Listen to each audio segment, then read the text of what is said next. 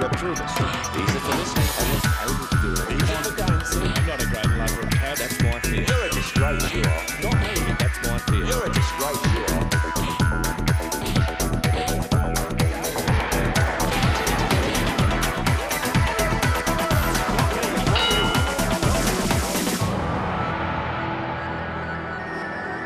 Hello and welcome to Have Your Say, one-on-one shadowboxing. Tonight my guest at WTV Studios, Bill Meuhlenberg.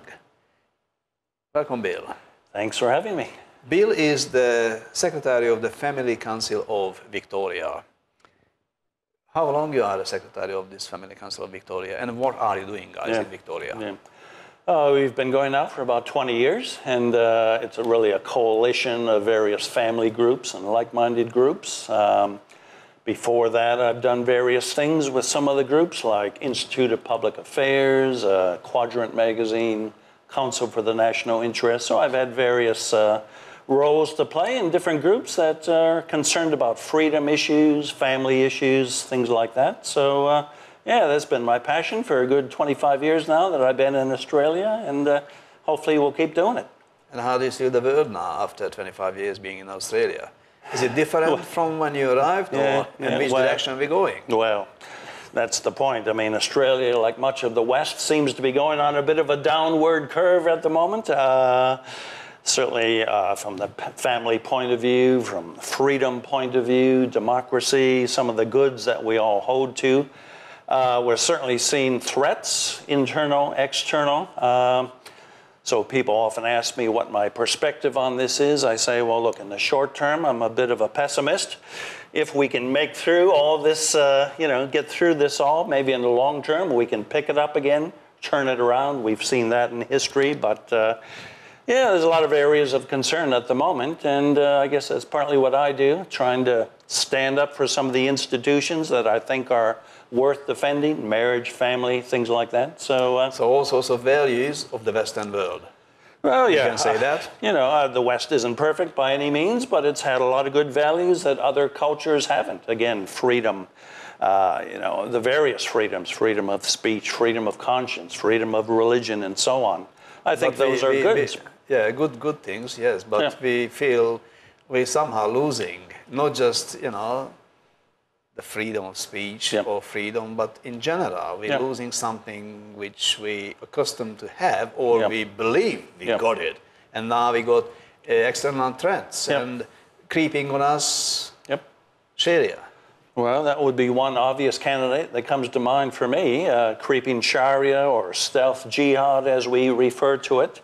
You don't need guys lopping your heads off, although we've had that now in Australia lately, but just the kind of the taking over of institutions, whether it's a parallel legal system, say with Sharia law, Sharia family courts, right? If you got a guy with 4 wives, well, you need to have special provision to deal with their problems.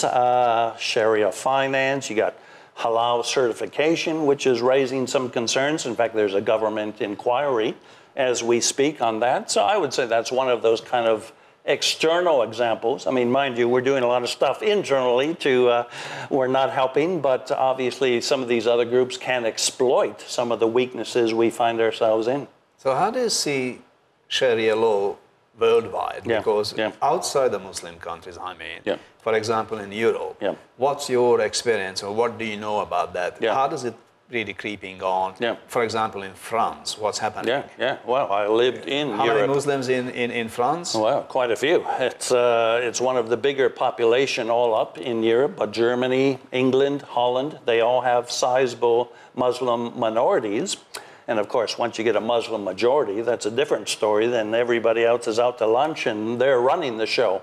But I lived in Holland for 5 years. Yes. And, we've had politicians, as you know, assassinated there by angry Muslims, killed on the streets of the Amsterdam and Rotterdam, all because they have been concerned about Islam and about the threat of it.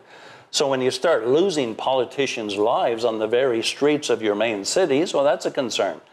And again, you have, well, effectively no-go zones in many cities around Europe, places like Sweden and Holland and France, where it's dangerous even for, say, a fireman, a policeman to go unprotected. They can, well, it's dangerous to even go there. So that's a worry. What the French happened? police not even monitoring or patrolling the streets right. because... Well, often they can't even get there. They don't want to be there because it's too dangerous. So, you know, that's an obvious sign of something's not right with what used to be the home of freedom and democracy, where you're now afraid to walk the streets, where many European women are being attacked, sadly, where many of the European jails are often filled with majority Muslims. You know, I'm not picking on Islam as a whole, but we have to face the facts. There's a real threat going on. We even find that here in Australia. So look a little bit back in Europe or in the world. Yeah. You know, after the Ottoman Empire had been sort of squashed or, you know, collapsed, but for many hundreds of years of ruling half of the world, we are taught, you know, it's not coming back. Okay, so after the Second World War, we got the collapse of the colonies, the British, the French, so on and so forth, and they took home some of the Muslims as refugees, and Germany obviously exploited the cheap labor from Turkey. Absolutely. And now it is now turning upside down the whole world. And with the fresh migration, so-called migration from Africa, from all the war-torn territories, with real migrants and economic migrants, Europe just don't know what to do. The whole European Union is upside down. That's right. So tell me, what's going on? How could we get into that point? And how Sharia law can really be official in European countries? Well, sadly, there wasn't a lot of foresight. I mean, sure, we had collapsed economies, nations in rubble after the war. So as you say, well, in Germany, Gastarbeiters, guest workers, bringing them in by the zillions. France, much of Europe did that, and it seemed like a good idea at the time. Now, I'm, as you can tell, originally from the U.S. Now, we speak there about the melting pot. People came to America. They wanted to be Americans. They loved the values. They wanted what America had. Except the African... Well, you know, for the most part, it worked. You know, I mean, today we're having issues, but that always wasn't the case. The multicultural policies in Europe, which even today, most of the European leaders are looking back and saying, we failed with multiculturalism. We didn't insist that you embrace our values, maybe even our language, and so on. So you can't, when you have societies, you know, a conflict of ideologies, well, eventually something's got to give, and now we're seeing it give all over Europe, and that's a big concern. So what can be done when you got Sharia law in England, you got in France, you got in Holland, you got not in Germany, yes, in Germany, and even in Austria.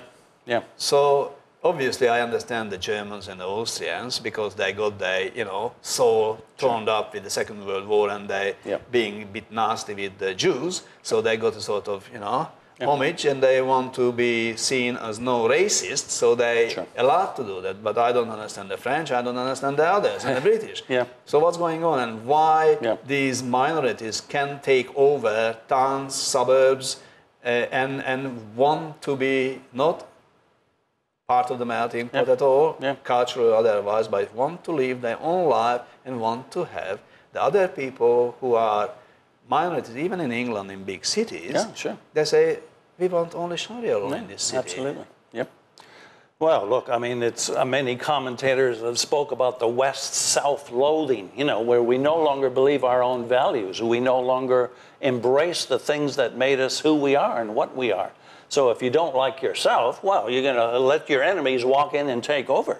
Now, sure, there are voices who are working, you know, well, you got UKIP in England, you got politicians like Geert Wilders in Holland, who, by the way, has now got the second biggest party in Holland.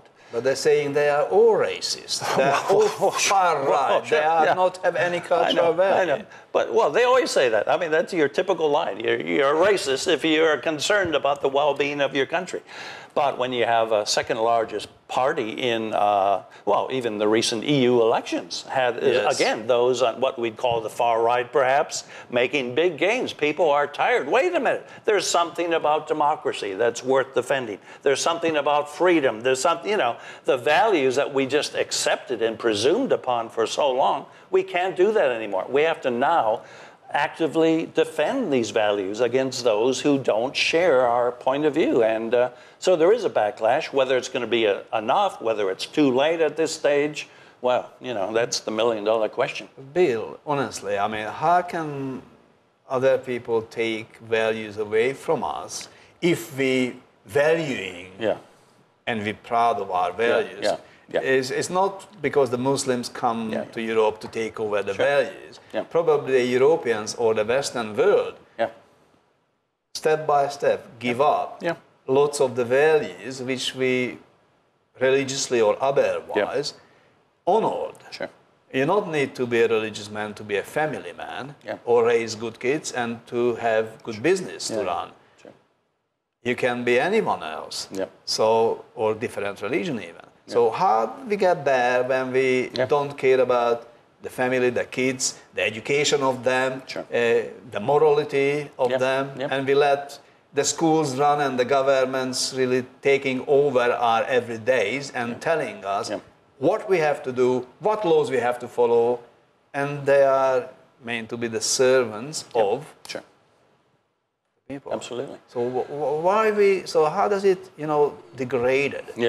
Or the erosion has happened. What do you think, why? Well, you've partly answered your own question, right? When we let government increasingly take over the role formerly associated with family, church groups, voluntary societies, some sociologists refer to this as mediating structures, you know, groups that stand between the naked individual and raw government, big government. But all these are increasingly being usurped or taken over. I mean, 150 years ago in much of the West, it was church or church-based groups that did most of education of children, for example, did most of the welfare services. But as government continues to grow and take over some of these things, well, a lot of people, you know, with a short-term memory, they think, oh, it's always been this way. Government does this. On that note, Bill, we have to go to a short break, but please stay with us because after the break, we continue our discussions about freedom and what we're losing.